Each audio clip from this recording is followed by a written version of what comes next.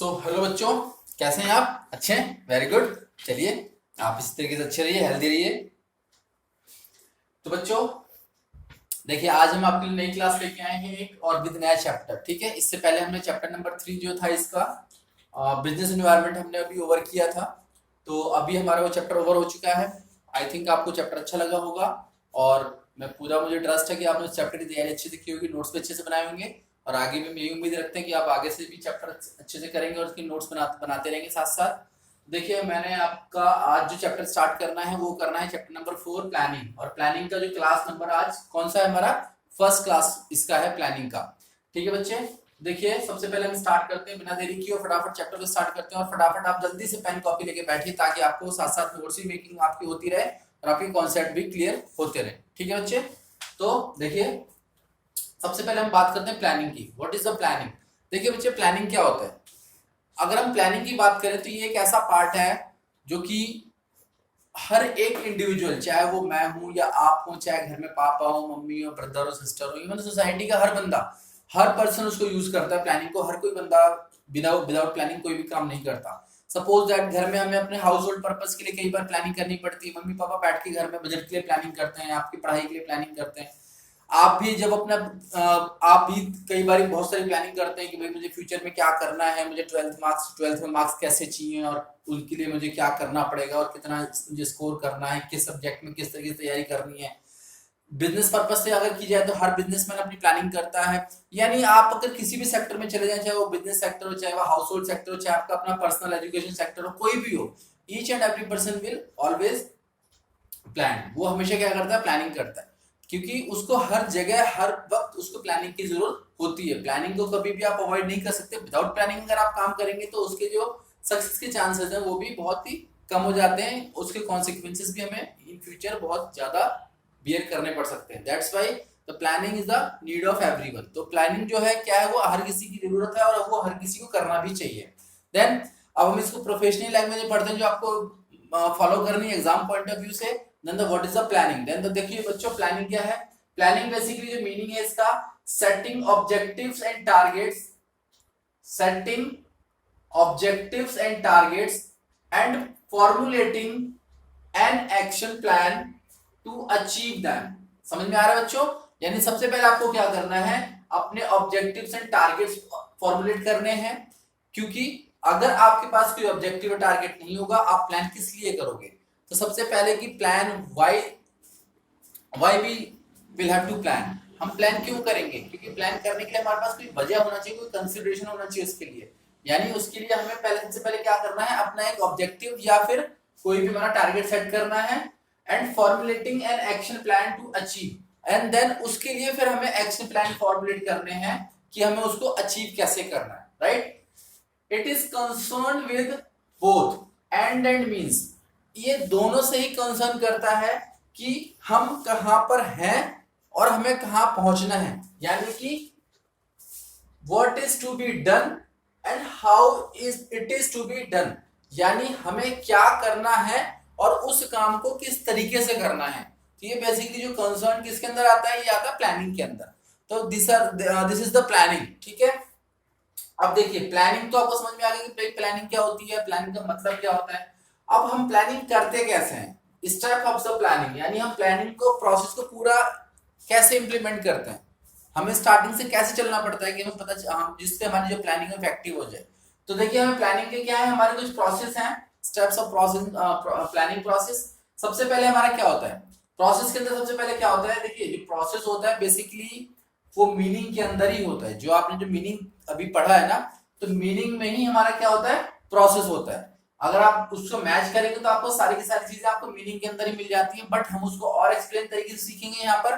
तो देखिए सबसे पहले बात आती है सेटिंग ऑब्जेक्टिव्स। यानी सबसे पहले जो मैंने आपको यहाँ पर बताया था सेटिंग ऑब्जेक्टिव्स, यानी जब भी आप कोई प्लान करते हो तो सबसे पहले आपको क्या चाहिए?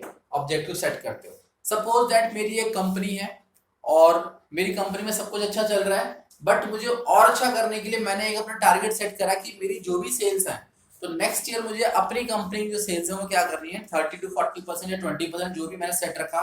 सपोज करो कि मैंने 20% डिसाइड करा कि मुझे अपनी कंपनी की सेल जो है नेक्स्ट ईयर 20% क्या करनी है? इंक्रीज करनी है।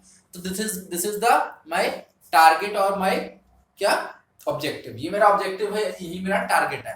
तो हमने क्या सबसे पहले एक ऑब्जेक्टिव सेट करा कि भाई मुझे नेक्स्ट ईयर अपनी कंपनी का सेल्स बढ़ाना है। सपोज करो आपने अपने इंडिविजुअल तरीके से, अपने पर्सनल तरीके से अगर आपने अपना सेट कर रखा, सपोज करो कि आपने बोला कि भाई मुझे इस ईयर 95 प्लस लाने हैं, यानी मुझे किसी भी तरीके से 95 प्लस परसेंटेज आपकी लानी है। तो दिस इज द क्या हमारा, ये हमारा टारगेट है, दिस इज द ऑब्जेक्टिव। यानी अब आपने क्या कर लिया, एक ऑब्जेक्टिव सेट कर लिया कि भाई मुझे 12th के मार्क्स इस बार 95% लाने हैं। तो this is the primary action कि आपको सबसे पहले कि आपको टारगेट अपना ऑब्जेक्टिव सेट करना पड़ेगा। Secondly developing premises.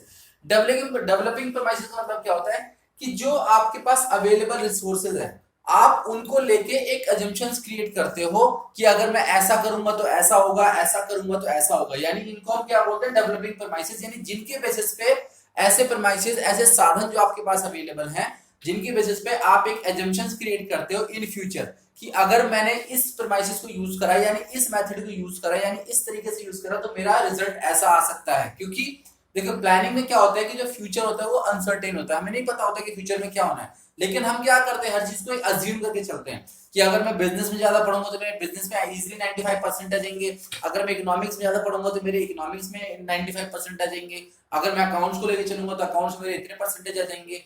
तो बेसिकली जो हमारे पास रिसोर्सेज है, अब अगर आप कॉमर्स स्टूडेंट है तो आपके पास सब्जेक्ट क्या है, accounts, economics, maths, BST and English. तो आप यही सब्जेक्ट पे फोकस करोगे। तो दीज आर द जो आपके सब्जेक्ट, जो पांचों सब्जेक्ट होते हैं, these are the developing premises. यानी आप, ये आपके लिए क्या है, ये एसेट है, प्रेमाइसेस है, जिनको जिनके बेसिस पे आप अपने परसेंटेज को, यानी 95% को अचीव करोगे। तो these are the key, your keys, यानी डेवलपिंग प्रेमाइसेस। देन थर्ड है हमारा identifying alternative course of action. Identifying the alternative course of action में क्या होता है कि सबसे पहले जो हमने ऑब्जेक्टिव सेट कर लिया, हमारे पास अजम्पशंस वाले हमारे पास प्रेमाइसेस भी आ गए डेवलपिंग की, भाई हमें इनके बेसिस पे हम ये करेंगे। Then identify alternative courses of action. अब हम बहुत सारे ऐसे ऑप्शंस देखेंगे जो हमें 95% आपके पॉइंट ऑफ व्यू से या एक बिजनेस पॉइंट ऑफ व्यू से कि भाई मुझे 20% अपनी सेल्स को इंक्रीज करना है, तो हम बहुत सारे ऐसे अल्टरनेटिव देखेंगे कि भाई मैं किस किस तरीके से ला सकता हूं। जैसे मैं अगर आपकी बात करूं कि अगर आपको 95% लाने हैं तो आप अपने दिमाग से सोचोगे, अपने तरीके से सोचोगे कि भाई मैं बिजनेस स्टडी को 2 घंटे दूं, मैं इंग्लिश को 1 घंटा दूं, मैं मैथ्स को 3 घंटे दूं, मैं अकाउंट्स को 3 घंटे दूं। इस तरीके से आप अपनी क्या करेंगे, कैलकुलेशंस करेंगे बहुत सारी। तो बहुत सारी जब कैलकुलेशंस करेंगे तो आपके बहुत सारे रिजल्ट्स भी आएंगे। देन तो दीज आर द क्या, identifying the alternative courses of action. तो इसमें क्या है, जैसे आप कंपनी के पॉइंट ऑफ व्यू से अगर आप देखो तो कंपनी क्या सोचेगी कि अगर मैं 20% सेल्स बढ़ानी है तो मैं अपनी मैन पावर को अच्छा करूं, या फिर मशीनरीज को अच्छा करूं, या फिर मैं और टेक्नोलॉजी को इंक्रीज करूं। उसके पास बहुत सारे ऑप्शंस होते हैं कि वो क्या क्या ले सकता है। Then these are the identifying the alternative action courses of action. Then fourth में आता है evaluating alternative courses. Evaluating alternative courses का मतलब क्या है कि अब हम क्या करेंगे, जब हमारे पास सारे ऑप्शंस आ गए, कोई ये भी ऑप्शन है मेरे पास, option A, option B, option C, ये हमारे पास ऑप्शन है जिनसे आप टारगेट अचीव कर सकते हो। देन हमें अब क्या करना है, इवैल्यूएटिंग करना है। इवैल्यूएटिंग का मतलब क्या होता है कि हर किसी के हमें प्रोस एंड कॉन्स देखने, यानी कुछ नेगेटिव और कुछ पॉजिटिव। यानी आप देखिए, कोई भी जब हमने बहुत सारे ऑप्शन देख लिए ना, तो सारे ऑप्शन इक्वल नहीं होंगे। किसी ऑप्शन में कुछ पॉजिटिव चीजें भी होंगी, कुछ नेगेटिव चीजें भी होंगी, कुछ ज्यादा पॉजिटिव होंगे, कुछ ज्यादा नेगेटिव होंगे। तो आपको ये सारी चीजें, प्रोस एंड कॉन्स जो भी हैं आपके, सारे के सारे देखने होते हैं, जितने भी आपने अपने सामने, जितनी भी जितने भी आपने ऑल्टरनेटिव्स निकाले हैं। तो हम क्या करेंगे, बाद में जितने भी हमारे ऑल्टरनेटिव सबको इवैल्यूएट करेंगे और देखेंगे कि भाई कौन सा ऑल्टरनेटिव हमारे लिए दी बेस्ट है। भाई किस में हम क्या करेंगे, अगर इस ऑल्टरनेटिव को हम लेके चलते हैं तो यहाँ पर हमें मिनिमम नेगेटिव चीजें हैं, यानी मिनिमम यहाँ पे फेलियर के चांसेस हैं और मैक्सिमम यहाँ पे सक्सेस होने के चांसेस हैं। ठीक है, तो this is the evaluating alternative courses.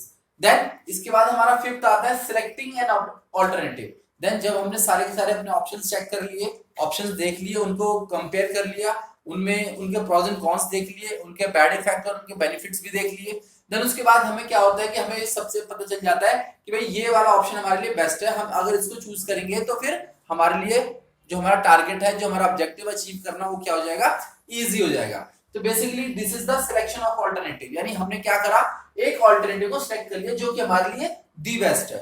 The best मतलब जिसके थ्रू हम इजीली जा सकते हैं और अपने ऑब्जेक्टिव या गोल्स को हम क्या कर सकते हैं, अचीव कर सकते हैं। देन उसके बाद इंप्लीमेंटिंग द प्लान। जब हमने क्या करा, अपना सिलेक्शन ऑफ ऑल्टरनेटिव यानी अपना कोई प्लान सेट कर लिया कि भाई हाँ हमारा भाई ये वाला चीज सही है और इसके अकॉर्डिंग हम जाएंगे तो हमारे लिए बहुत इजी रहेगा और ये हमारा प्लान सक्सेस होने के चांसेस सबसे ज्यादा है, देन हम उसे क्या करेंगे, इंप्लीमेंट करेंगे। अब इंप्लीमेंट करना है, इंप्लीमेंट करने के लिए क्या है, सपोज सर आपने अपने पर्सनल व्यू से सोचा कि भाई ठीक है मैं फाइनली ये करता हूं कि मुझे मैथ्स 2 घंटे पढ़नी है, बिजनेस 1 घंटा पढ़ना है, अकाउंट्स 2 घंटे पढ़नी है, इकोनॉमिक्स मुझे 1 घंटा पढ़ना है और इंग्लिश 1 घंटा पढ़ना है, क्योंकि मैं इस तरीके से पढ़ूंगा तो मेरा जो है रिजल्ट अच्छा आएगा, मुझे टायर्डनेस भी नहीं होगी, मैं अपने आप को फिजिकली भी रिकवर करता रहूंगा और मेरी जो स्टडी है वो भी प्रॉपर तरीके से चलेगी। क्योंकि सपोज करो अगर आपने ज्यादा पढ़ना स्टार्ट कर दिया तो भी आपके लिए प्रॉब्लम है, क्योंकि फिर आपके लिए हेल्थ इशू हो जाएगा, आप लंबे टाइम तक अपने आप को रिकवर नहीं कर पाओगे। ठीक है, तो क्योंकि आपको अगर पढ़ना है तो बैलेंस पढ़ना है और लॉन्ग टर्म तक पढ़ना है, क्योंकि आपको अभी तक केवल ऐसा नहीं पढ़ना कि आपको 1-2 महीने पढ़ना है, क्योंकि आपको मार्च तक पढ़ना है। तो मार्च तक पढ़ने के लिए आपको क्या, अपनी पावर्स को, अपनी एनर्जी को क्या करना है, एक्यूमुलेट करके चलना है, ताकि आप बोर ना हो, ताकि आप अपने टायर्डनेस आपके अंदर ना आए, आप डिसअपॉइंटेड ना हो। तो उस चीज को एनर्जी मेंटेन करने के लिए भी आपको एक रेगुलर इंटरवल यानी एक रेस्ट चाहिए होता है, दैट्स व्हाई आपने एक अपना ऑल्टरनेटिव डिसाइड कर लिया। इसी तरीके से अगर कोई कंपनी डिसाइड कर लिया कि भाई हमें अपना जो प्रोडक्शन प्रोसेस है हमें इस तरीके से इंक्रीज कर सकते हैं, फिर वो क्या करेगा, इंप्लीमेंटिंग में जो भी अपनी मशीनरीज है उन पे इंप्लीमेंट करेंगे कि भाई हमें और मशीन अच्छी लानी है, अपनी टेक्नोलॉजी को इंप्रूव करना है, अपनी लेबर को ट्रेन करना है, लेबर को एफिशिएंसी इंक्रीज करनी है। तो ये सारा का सारा आता है इंप्लीमेंटिंग का प्लान, यानी हमें उस प्लान को एग्जीक्यूट कैसे करना है, इंप्लीमेंट कैसे करना है। तो वो अपने जो डेवलपिंग प्रोमाइसेस पे, जो उसके जो डेवलपिंग प्रोमाइसेस है उनके ऊपर वो क्या वर्क करना स्टार्ट कर देता है। देन आपका प्लान ऑफ एग्जीक्यूशन में आ चुका है। देन उसके बाद follow up the action. Follow up the action यानी जब आपका प्लान तैयार हो गया है, प्लान ऑन वर्क यानी ऑन कंटिन्यूएशन में चल रहा है, अब हमें ये देखना होता है कि जो हमारा प्लान चल रहा है क्या वो ट्रैक पे है, क्या वो ठीक तरीके से चल रहा है। सपोज करो आपने पढ़ाई स्टडी कर दी आज से, ठीक है, आज आप बहुत अच्छा पढ़े, मजा आ गया आपको, आप कल भी बहुत अच्छा पढ़े, परसों भी बहुत अच्छा पढ़े, आप 3 दिन लगातार पढ़े, चौथे दिन लगातार पढ़े, लेकिन क्या एक हफ्ते बाद 1 वीक बाद आपने क्या देखा कि यार जो मुझे मैथ्स पढ़ना था 2 घंटे, आपने उसमें से आधा घंटा कट कर दिया, यानी आपको इतना रह गया 1.5 आवर। ऐसे ही आपने इकोनॉमिक्स पढ़ना था 1 आवर, आपने उसमें भी 1 घंटा आधा हाफ एन आवर कट कर दिया, यानी हाफ एन आवर। तो धीरे धीरे आप क्या कर रहे हो, आप जो भी आपने जो प्लान किया था ना उस पर आप डाइवर्ट हो रहे हो। अब पता चला कि आपने 1 महीने बाद जितने भी टाइम दिया था वो सारे आपने कट कट करने शुरू कर दिए और आपने वो हाफ कर दिए। जो सब्जेक्ट 2 घंटा पढ़ना था वो आपने 1 घंटा कर दिया, या फिर आपने स्किप करना शुरू कर दिया कि यार आज मेरा बिजनेस पढ़ने का मन नहीं है, मैं कल पढ़ूंगा, आज मेरा मैथ्स करने का मन नहीं है, मैं 2 दिन बाद कर लूंगा, कोई बात नहीं है। तो this is the follow up of your action, यानी जो आपने डिसाइड किया था क्या आप उसी ट्रैक पे चल रहे हो, क्या एक बिजनेसमैन जो उसने प्लान इंप्लीमेंट किया था, क्या उसके जो वर्कर्स हैं, जो उसकी मशीनरीज हैं, जो उसके रॉ मटेरियल, जो उसकी टेक्नोलॉजी, क्या प्रॉपर तरीके से उसी तरीके से काम कर रहे हैं, नहीं कर रहे हैं। अगर वो काम नहीं कर रहे हैं तो वहां पर हमें क्या लेना पड़ता है ना, फॉलो अप लेना पड़ता है, बिकॉज अगर हम फॉलो अप नहीं लेंगे तो फिर हमारा जो गोल्स है, जो ऑब्जेक्टिव है, वो प्रॉपर तरीके से अचीव नहीं हो पाएगा। तो देखिए these are the step of the planning process. तो ये आपका टॉपिक आज का हमारा कंप्लीट होता है। आज का टॉपिक हमारा केवल इतना ही है, meaning of planning and steps of planning. Next class में हम इसका एक और अच्छा टॉपिक लेके आएंगे जो कि आपको और अच्छे तरीके समझ में आ जाएगा। आप इसके आज इसको रीड करिए, इसको आप सुनिए वीडियोस को और इसके आप नोट्स क्रिएट करिए। हम डेली आपके लिए क्लास लेके आते हैं ताकि आपका कोर्स भी इजीली होता रहे। हमने बहुत जल्दी ही देखिए चैप्टर नंबर 4 पे भी आ गए हैं ताकि आपका कोर्स कंटेंट आपका स्कूल के सिलेबस से पीछे ना हो या आपके एग्जाम की प्रॉब्लम ना हो। बस आप भी इसी तरह ईमानदारी से अपना कोर्स पूरा करते रहिए, धीरे धीरे सब कुछ इजीली पूरा हो जाएगा, आपको टेंशन की जरूरत नहीं पड़ेगी। हमारा कोर्स भी कंट्रोल में चल रहा है क्योंकि हम लोग पूरा प्लान करके चल रहे हैं। ठीक है बच्चों, देखिए यहाँ पर भी हमारी प्लानिंग इंप्लीमेंट होती है कि हमें किस तरीके से अपना कोर्स कवर करना है, तो आपको भी उसी तरीके से चलना पड़ेगा। तो बच्चों आज की क्लास में यहीं पर एंड करता हूँ। उम्मीद करता हूँ आपको मेरी क्लास अच्छी लगी होगी और आप नेक्स्ट क्लास के लिए तैयार रहिएगा। हम कल या फिर परसों फिर एक क्लास लेके आएंगे। तब तक के लिए bye and take care and have a nice day. Thank you so much.